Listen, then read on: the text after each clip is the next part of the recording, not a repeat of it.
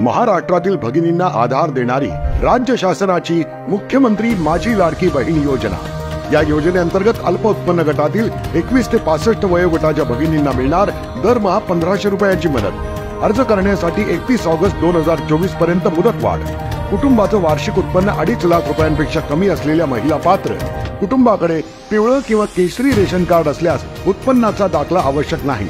पांढरं ration card असेल किंवा रेशन कार्ड नसेल तर कुटुंबाचं वार्षिक उत्पन्न 2.5 लाखांपेक्षा कमी असल्याचा दाखला आवश्यक। योजनेसाठीचा ऑनलाईन अर्ज नारी शक्ती दूत ऍप वरून किंवा पोर्टलवर भरता येईल। ज्या भगिनींना ऑनलाईन अर्ज भरता येत नसेल त्यांच्यासाठी अंगणवाडी, ग्रामपंचायत, वॉर्ड ऑफिस, सेतू सुविधा केंद्रामध्ये किंवा आशाताई बचत गटाच्या CRP यांची मदत उपलब्ध। आता आपल्याला अभिमानाने म्हणता येईल, सुखी आणि सुरक्षित आहे माझी लाडकी बहीण।